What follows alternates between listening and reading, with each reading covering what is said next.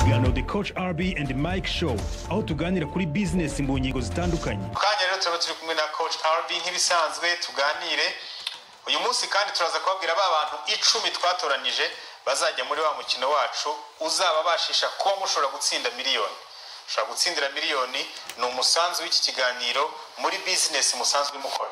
Bibutsa ko twatoranije abantu 10 mu gihugu hose, mu bantu hafi basaga 500 bari bagiye biyandikisha. Dukora tombora mwarabibonye kuri televiziyo, dufatamo abantu 10 gusa bazifatanya muri kiriya gikorwa tugiye gukora, aho mushobora kuba mwatsindira miliyoni yo kubashyigikira mu mishinga yanyu. Aba bantu 10 turaza kubavuga muri kino kiganiro live, tubashyire no kuri Facebook yacu. Iki cyumweru tuzavugana nabo, hanyuma tuzongera tunabatumira hano kuri televiziyo buri munsi w'ibiganiro 2 cyangwa 3 buri wese tumuha iminota 5 iyo kubabwira umushinga we, hanyuma mumushyigikire.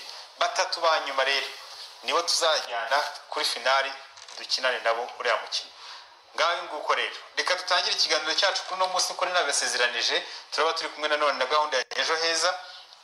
Niba ufite ikibazo ushaka kubaza cyangwa inyunganizi ushaka gutanga ku bijyanye na gahunda ya Ejo Heza y'ubwizigame bw'igihe kirekire, nakubwira iki?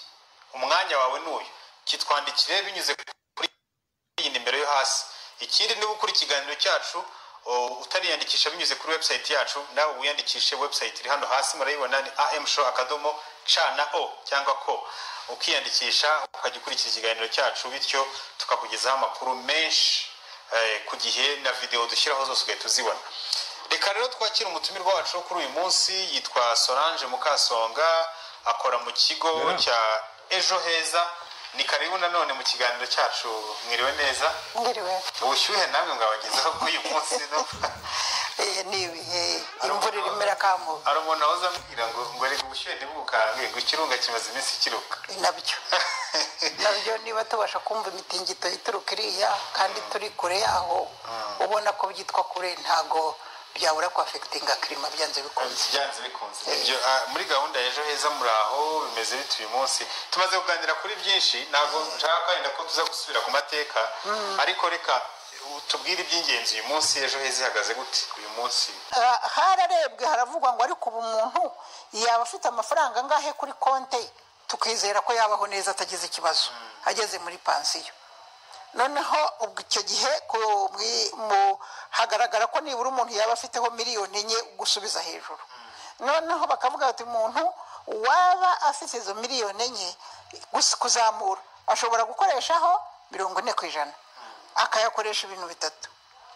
Ashobora gukoreshwa wishyura minervari, ashobora gukoreshwa ushaka aho uture, cyangwa ashobora gukoreshwa ugahatangaho ingwate muri banki.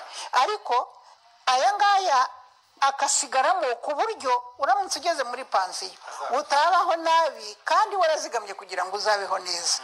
Niyo mpamvu rero umuntu atavuga ngo mfitemo 100,000 mu 50. Icyo gihe twaba tubigize banki cyangwa twaba tubigize ikindi, ndumva byarumvikanye neza. Umuntu agiye kubaza yakwitwaza iki? Amafaranga yawe murabarinzwe cyane barabibabwiye. Nta n'undi muntu muzahuza konte urupapuro n'indangamuntu. Umuntu ashatse amafaranga ashaka kwizigama ku mwaka yayatangira rimwe? Ashobora kuyatangira rimwe rwose.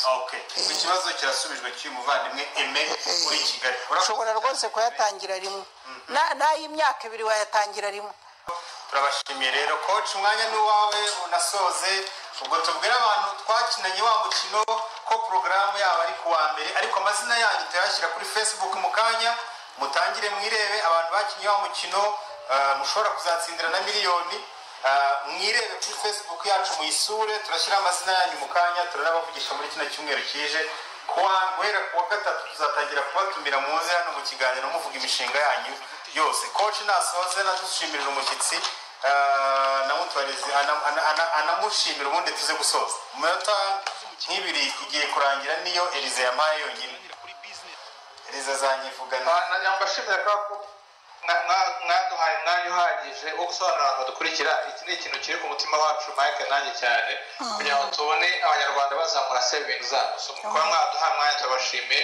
Ikindi ndibaza ko buri mezi abiri tuzageza kujya tubatumira kugira ngo iki kintu kigarukeho kenshi, abantu batangiye kumva akamaro kabyo, ndetse abafite ibibazo bahuye nabyo bagacika intege bongere kubona imbaraga zo gusubiramo.